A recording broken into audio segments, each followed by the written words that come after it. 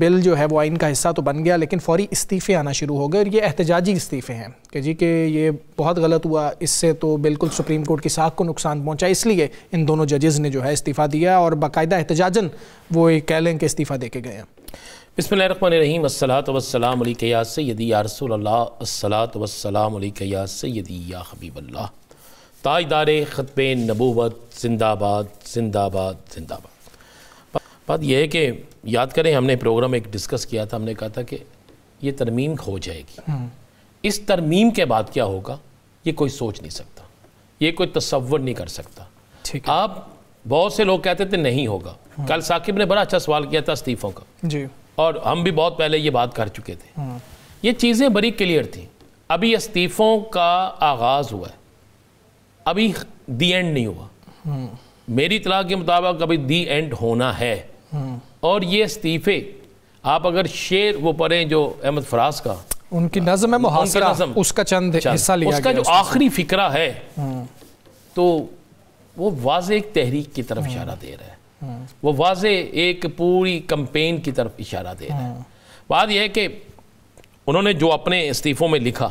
انہوں نے وہ بہتر سمجھا، جو اس سے بہتر سمجھتے ہیں جنہوں نے نہیں دیا وہ اپنا جواب دیں گے، لیکن فوری طور پر یہ رد عمل آنا یہ بہت سے لوگوں کے لیے لمحہ فکریہ بھی ہے، خطرے کی گھنٹی بھی ہے۔ رانا تنویر صاحب کہہ رہے تھے کہ یہ ایکسپیکٹڈ تھا کہ یہ آئی جانے، اور کیا کہتے وہ، چلیں آپ مطلب جاتے ہیں وہ کیا کہتے ہیں؟ نہیں، آپ کو نہیں لگتا کہ ان کو علم تھا اور وہ چاہتے بھی تھے کہ استعفے آ جائیں؟ آگے استعفے اوکے ہو گیا، چند اور آ جائیں گے، اس کے بعد بھی آ جائیں گے، ہائی کورٹ سے بھی آ جائیں گے، تو اس پر سوالیہ نشان کس پہ لگے گا اس ترمیم کے اوپر؟ اس کے بعد آپ کیا حکومت کو فرق پڑتا ہے سوالیہ نشان سے؟ یہ بھی ویسے بتائیں۔ دیکھیں میں یہ کچھ دن گزرنے دیں،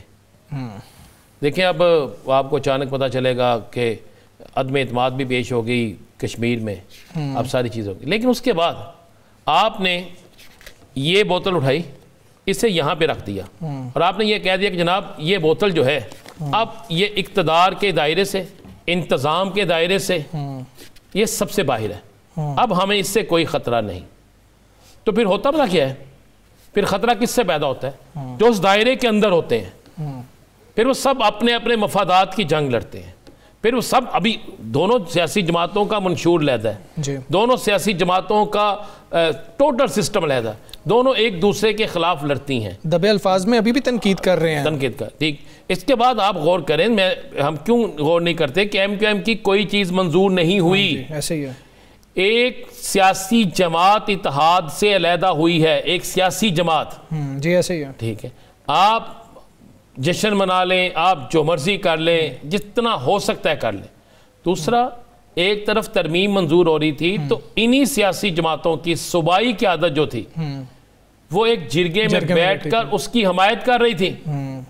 یہ ساری چیزیں اشارہ کس طرف دے رہی ہیں؟ رانا صاحب ایم کیو ایم کے حوالے سے مصطفیٰ کمال صاحب نے کہا کہ کوئی نہیں 28ویں ترمیم میں ہو جائے گا، اور وزیر اعظم صاحب نے آج اسپیسیفکلی یہ بات کی ہے اسمبلی فلور پہ کھڑے ہو کے کہ میں بات ذکر نہیں کر سکا ایم کیو ایم کا، تو ہم سب سے جو ہے حلیف جماعتیں جو ہیں ان سے بیٹھ کے اس پہ مزید بات کریں گے۔ کیا پیپلز پارٹی 28ویں آئینی ترمیم پہ پاکستان سے باہر ہوگی؟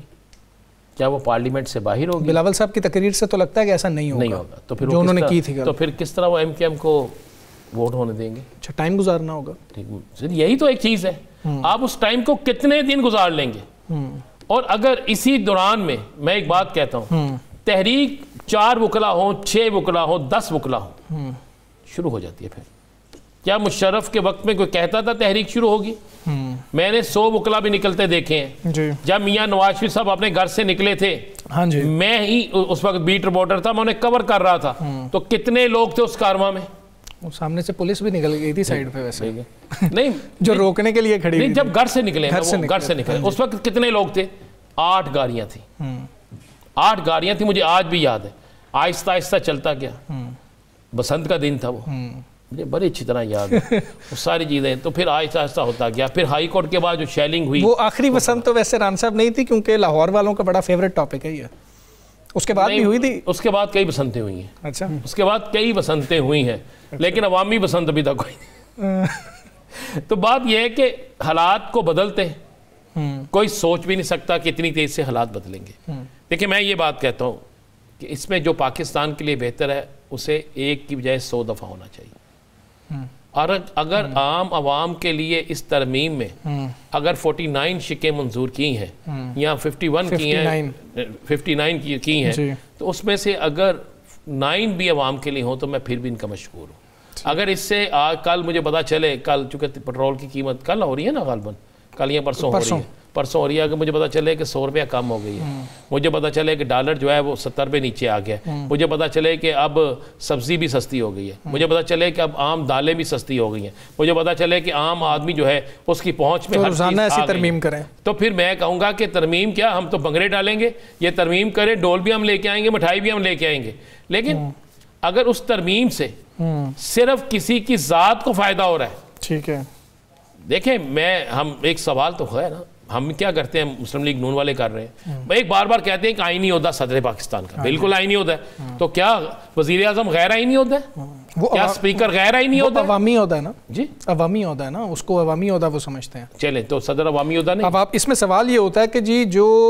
عوام جس کو سلیکٹ نہیں کر رہے اس کو اگر یہ استثناء حاصل ہے صدر مملکت کو, تو اس وزیر اعظم کو کیوں نہیں ہے جس کو ڈائریکٹلی عوام خود جو ہے الیکٹ کر کے بھیج رہے ہیں؟ اس پہ کوشچن یہ اٹھ رہا ہے. دیکھیں بالکل اسی طرح,